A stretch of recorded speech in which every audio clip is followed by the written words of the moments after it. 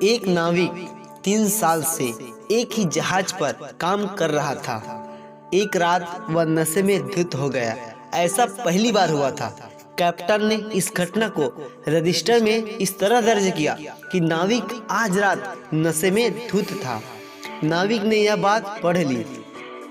वह जानता था कि इस एक वाक्य से उसकी नौकरी पर असर पड़ेगा, इसलिए वह कैप्टन के पास गया, माफी मांगी और कैप्टन से कहा कि उसने जो कुछ भी लिखा है उसमें यह भी जोड़ दे कि ऐसा 3 साल में पहली बार हुआ है, क्योंकि पूरी सच्चाई यही है। कैप्टन ने मना कर दिया और कहा, मैंने जो कुछ भी रजिस्टर में दर्ज किया वही असली सच है।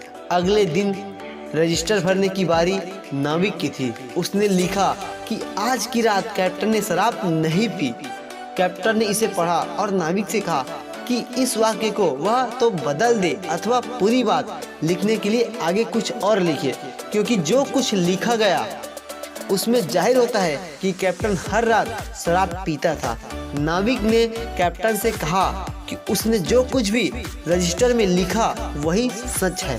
दोनों बातें सही थी, लेकिन दोनों से जो संदेश मिलता है वह एकदम भटकाने वाला है और उसमें सच्चाई की झलक नहीं है। सच को बढ़ा चढ़ाकर कहने से 2 बातें होती है।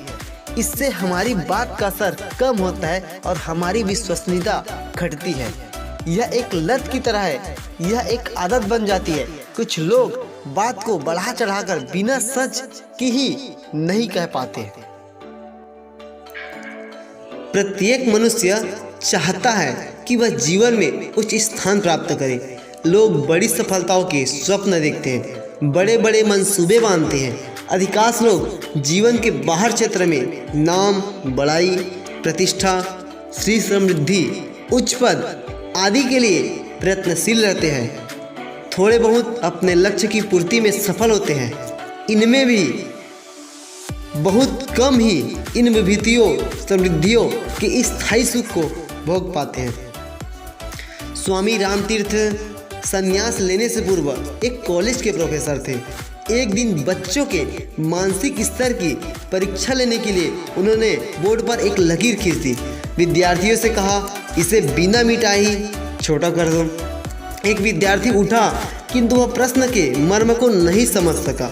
उसने रेखा को मिटाकर छोटी करने का प्रयत्न किया। इस पर स्वामी जी ने उस बच्चे को रोका और प्रश्न को दोहराया।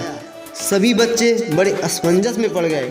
थोड़े समय में ही एक लड़का उठा और उसने उस रेखा के पास ही एक बड़ी रेखा खींच दी। प्रोफेसर साहब की खींची हुई रेखा अपने आप छोटी हो गई। उस विद्यार्थी की बुद्धि की सराहना करते हुए स्वामी जी ने कहा, विद्यार्थियों, इससे आपको शिक्षा मिलती है कि दुनिया में बड़ा बनने के लिए किसी को मिटाने से नहीं, वरना बड़ा बनने के लिए रचनात्मक प्रयासों से ही सफलता मिलती है। बड़े काम करके बड़प्पन पाया जा सकता है। जो लोग दूसरे को मिटाकर, दूसरे को नुकसान पहुंचाकर, उनकी मुक्ताछीनी करके बड़ा बनने का स्वप्न देखते हैं, उनका असफल होना निश्चित है।